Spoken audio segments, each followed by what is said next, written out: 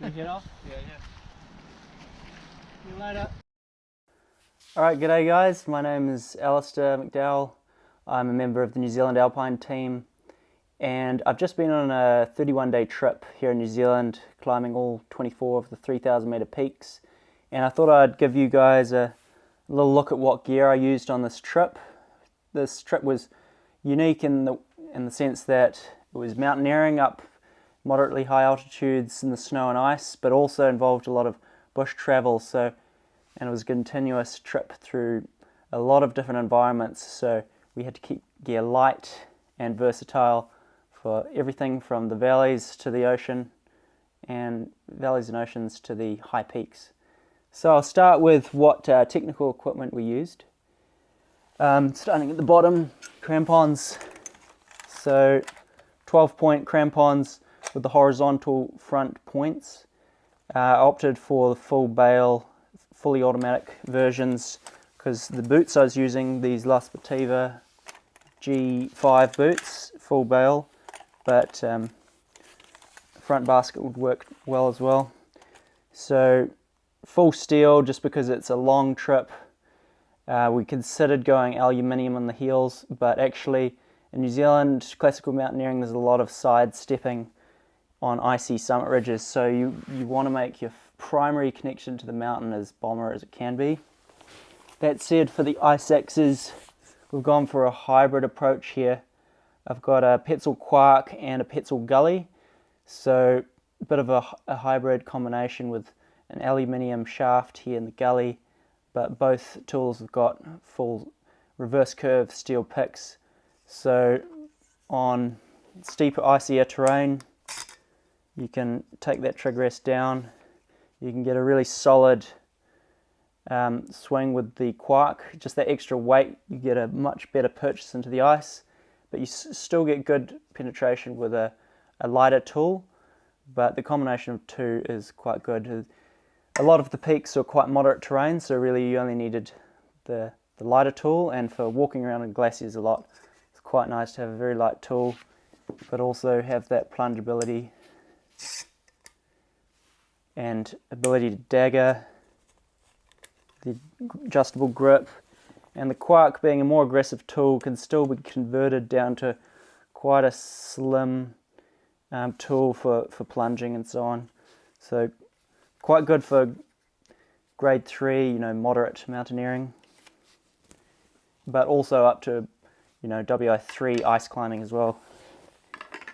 So the boots I mentioned, full shank with a gaiter. It's quite handy having as much waterproofness as you can, walking around a lot of wet glaciers in the early summer.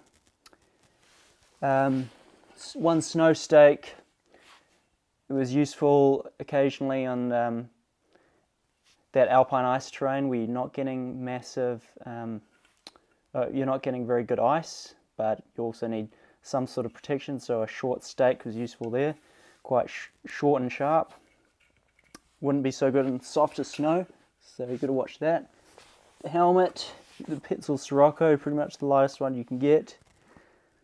Pretty much wear this the whole time, even in the bush, just to protect the helmets. So light, but you want the lightest helmet you can get, really. And see a lot of people wearing these. Now we're going to move on to the rack. So for this trip we had different sections of climbing, some more technical than others. So we actually, in our food drops and Empress Hut, we added some additional gear. The first stage of the trip we didn't take very much technical gear at all, so we had this pre-stashed. So if you can be creative like that, it'll save some weight. So for the most technical section of the climb, we actually had 7 ice screws, two long ones, and all the others 16, 17 centimeters. So in alpine ice, you want as much length as you can get, for your runners, because you're going through less high quality ice, and the weight difference between a shorter screw is not great enough to warrant going for short screws. So two small auto locking carabiners, one for your safety, one for hanging the belay device. got about six extendable runners for ice screws and other protection. Try go for these Edelwood 19 gram carabiners, adds up over time. Got a 120 sling, Abseil Prussic. We went for 4 cams. The BD Ultralights 0.4 to 1 was a good option, and when we're climbing the curtain route on Hicks, we definitely used all 4 of these cams, as well as a light set of nuts. As far as glacier travel kit, one Tiblock comes in handy. You can use this both for the hauling procedure, hauling packs as well, and also for simul climbing. So it's a versatile piece of equipment. Didn't take a knife because we've got this Petzl V-threader tool, which is the favourite one I've used so far, and it comes with a knife included. So I quite like this Petzl multi-hook. For the harness, I've got this, the Edelwood Lupo light, which is the lightest thing you can get.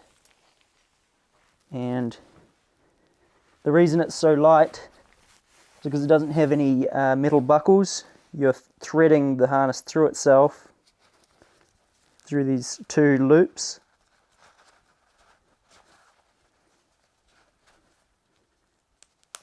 And you're actually tying the rope through these 2 loops, which is tying off the harness. The gear loops are fairly small, but there are 4 of them, and I also rigged some cord on the pack for extra gear carrying. So when you're carrying this super light harness and you've got a bit of rack, if you can get the gear onto the pack, then that reduces the sag of the harness. I use leashes. These are very light leashes, the Blue Ice Hydra leashes, super light, and they work just as well as any others. Threading these through the belay loop, and there's still enough space to thread the rope. A good tip when you're tying these off,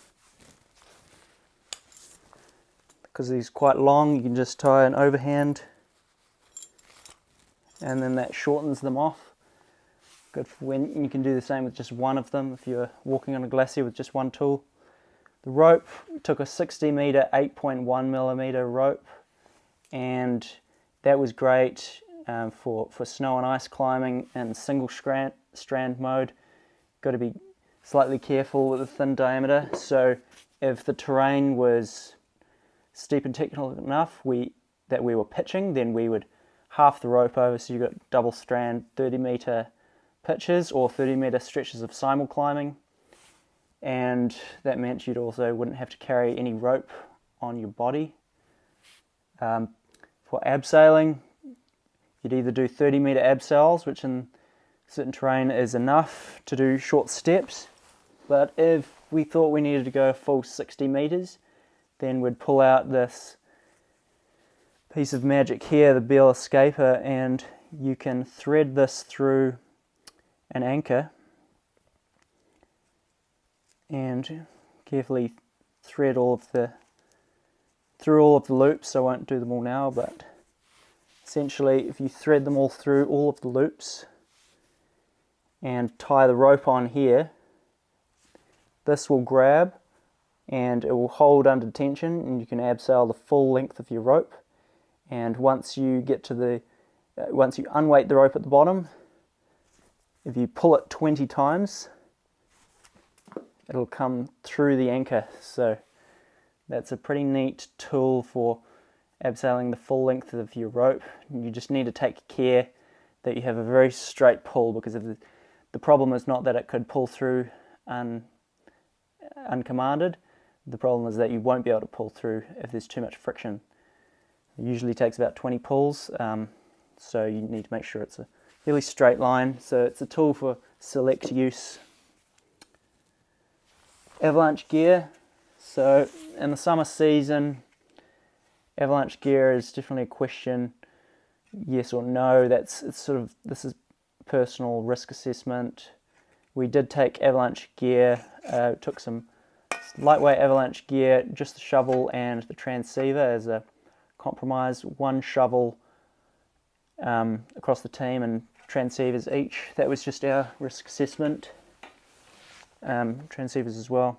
The shovel is quite useful as well as for cutting camps, snow caving, preparing the tent site, that sort of thing. So it's not just for avalanche retrieval. So definitely one light shovel for the team. Next we'll look at the bivvy gear. So 2-person single skin tent. There was just 2 of us on the trip. That was great. About 1.3 kgs. Super strong in the wind. The benefit of the single skin variety of tent is that it takes up minimal floor space. So if you're cutting into a mountain, then you don't have to clear as big of an area. Ventilation can be an issue, especially in storms if you're having to zip the tent up quite a lot. So be careful which direction you orient the tent, but it worked well. We didn't have any problems with rain, even though we're in the New Zealand maritime environment, a lot of wet snow, but the waterproofness was good. We used the Jetboil Micro Mo. It's about 800 mil. We'd often take 2 medium gas canisters for a week, and often found that 1 medium canister would last 4 or 5 days because we often weren't melting snow. So it really depends on how much snow you're going to melt and how much time you're spending in the huts. We considered going for lighter systems. You can get lighter cooking systems, but they're not as great if you want to try and cook inside your tent, which you can do if you've got enough ventilation. Holding the Jetboil saves having to leave the tent to prepare breakfast in the morning or to hover outside of the tent. So it's just super stable. I'd stick with that. For water, got a few different water carrying vessels. Take 1.75 litres total. So a soft flask, 500 mils, and this, I can place this in this front soft flask holder that I've got here for this MacPack pack. That's sort of an add-on, but having water on the outside of your pack that you can drink easily on the move, totally essential in my mind. And this saves having to have a tube system, which is hard to fill up. It's heavy and hard to fill up on the move. With these you can easily stuff them full of snow to melt during the day and so on. The 500 ml Nalgene style bottle, super handy for making all sorts of drinks.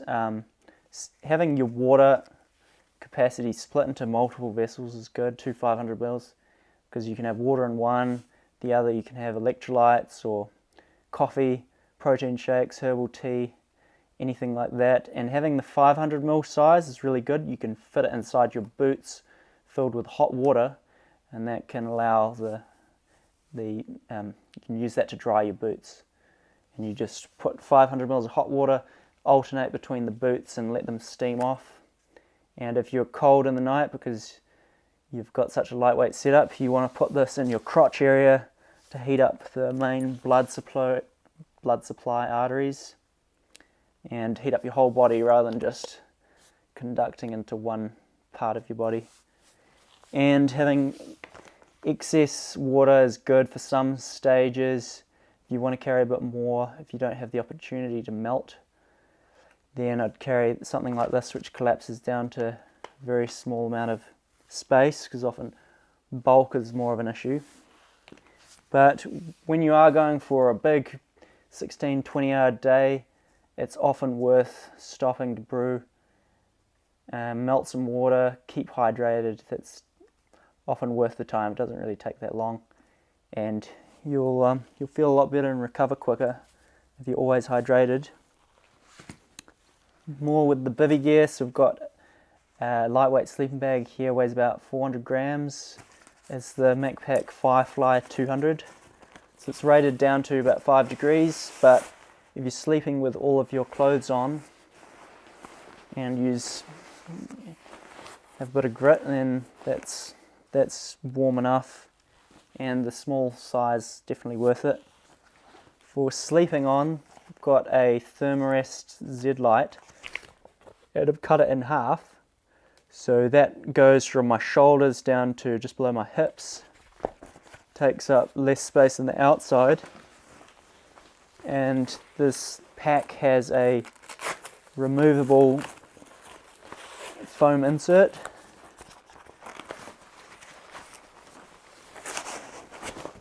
So this combined with the Thermarest can cover the full length of the body. Put this for the legs, and that doubles as the back support in this pack.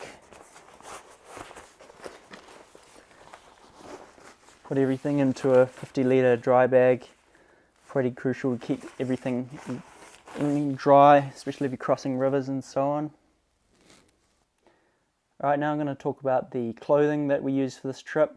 So being in early summer, can be cold, but it can also be extremely hot. So massive range in temperatures, as well as going from sea level up to over 3,000 meters. So gear had to be light enough that we could also carry it when we weren't using most of it, and also warm enough for those super cold temperatures. So starting at the bottom, I've got these boots, quite a warm winter boot, so actually used quite a thin sock underneath to try and keep the feet cool. You actually want to have your feet slightly cold at some parts of the trip. That means it's not going to overheat at the other end of the spectrum. On the glaciers in the middle of the day, you don't want super hot feet. And the legs have got thermal long johns, that's what we call it here in New Zealand. I've got pretty lightweight rain pants, MacPac Nozomi rain pants. I prefer to have full waterproof rather than soft shell, just one for the weight, and also just having a full shell setup is preferable when you don't know what the weather's going to be like. On the top half, start with the first layer is this long sleeve t-shirt with a hood. So pretty great having this full hood on the glaciers. When it's super bright on the glacier, I'd wear the buff style, and that just comes around even further. You can still breathe through that, but it's almost no coverage. I'll show you the nose guard a bit later. Having this as long sleeve polyester t-shirt means it can also be part of the warmer layers. So I've got a total of 5 layers. The second layer I wear is a MacPac Pro Thermal, hooded with a half zip and chest pocket, so you can put some small items in there. The third layer would be thin mid layer MacPac Nitro, so I like to have more thin layers rather than any individual thick layer or one layer doing multiple things. So by separating each thing into its pure form, so this is just pure insulation, and then if I need the shell, I've just got one shell rather than having multiple layers which each have a little bit of a shell. I prefer to just have one shell, and I can wear this more often and I'm carrying it less. This is a anorak style with a half zip, and the pouch is actually quite useful for carrying things. Also a MacPac Nozomi, fairly lightweight, about 320 grams. And then at the bivvy or at night in the hut, got quite a warm down jacket. So this is about 500 grams for a down jacket. I decided to go a bit heavier for the down jacket, and that would allow going for such a lightweight 400 gram sleeping bag. So combining the two gives you a total amount of down, and I think it's more useful to have a warmer down jacket that you can actually move in or just live in the huts, rather than having a super warm sleeping bag, which is only good when you're in it. So that's the clothing setup. Then we've got the gloves. So you can often end up carrying quite a lot of weight in gloves if you've got so many different varieties, or you can just take a few pairs that do what you need. So lightweight pair of thin leather gloves. This is the MacPac Dash glove. It's my go-to. These are great when it's hot on the glacier, but you still need to be able to do things. So great for scrambling. Pretty tight when they're new.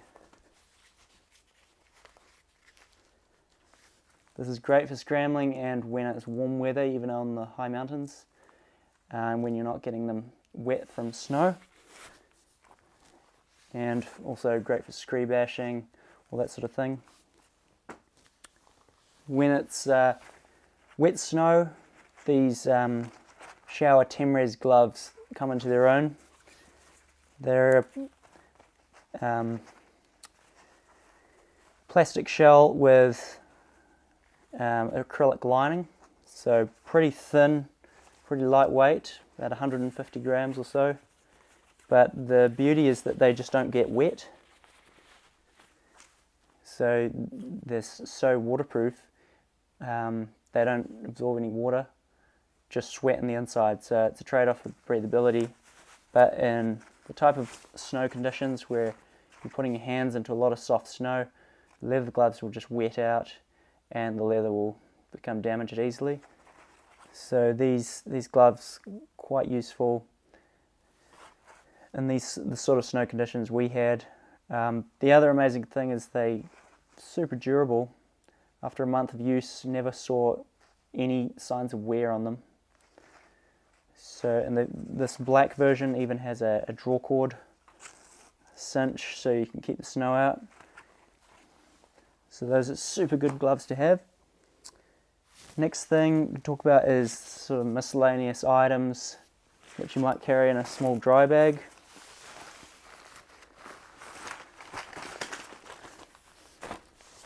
So a few things: communications and emergency. So we've got a PLB. We also had a Garmin InReach Mini, which we could use for weather forecasts and communications. We each had a 5,000 milliamp hour battery bank. This one's quite a slim unit. Various charging cables for keeping the headlamp, phone, watch and InReach charged up. So a few different cables. Make sure you don't forget any like we did. We had to go the first 2 weeks without any phone charging, so they were preserved quite well. So maybe take a few double ups on those core essential items so you don't go without. The watch used the Coros Vertix 2, so that was really useful for GPS tracking. If you're doing an out and back on a peak, you could go into the map function and basically retrace your steps. So if you're returning to where you started from in a whiteout condition, makes the navigation back to home very easy and gives you altitude, distance, elevation gain. Those sort of things are super useful for tracking where you are, helping with navigation. Alarm tells you what your blood oxygen level is at higher altitudes. Lots of features that come very handy. The nose flap, so this can come onto the glasses on glaciers, which is useful for keeping your nose protected, because the less sunscreen you have to keep applying, the better. While on the topic of sunscreen, it's quite hard to find a very small way of carrying just enough sunscreen. I use a concentrated sunscreen paste, which I can easily put into a small Ziploc bag. Brushing your teeth. just as important on a long trip as any other time. I've got a bamboo toothbrush cut in half, and instead of carrying around big tubes of toothpaste, I use these toothpaste pellets, which are dried little pellets and contain fluoride, and that means you can carry the exact amount of toothpaste as you need for each section and it doesn't get messy. You'll have various first aid supplies. We had a bit more than this. A small compass to go with the paper map. Also use the phone for navigation in conjunction with the map. It's good to have both. NZ Topo in New Zealand tells you exactly where you are. Don't want to take chances. Probably wouldn't take a full roll, so I just take a small chunk of cardboard and wrap around as much strapping tape for blisters and so on.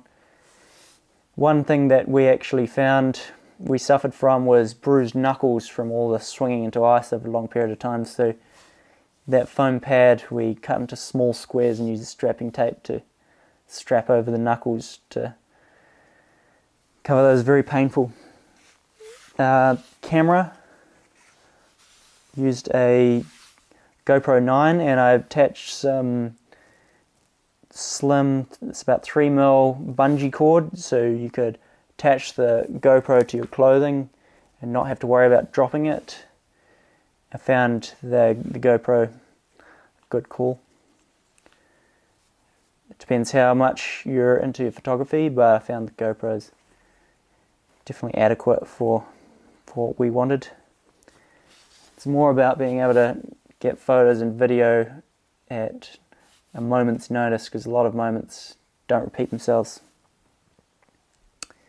That's pretty much it for the miscellaneous items. Alright, now we'll talk about the food that we took. So the trip was 31 days total, but we broke down the whole trip into 7 stages. Each was around 1 week. Some were shorter, of course, but the general stage was 1 week.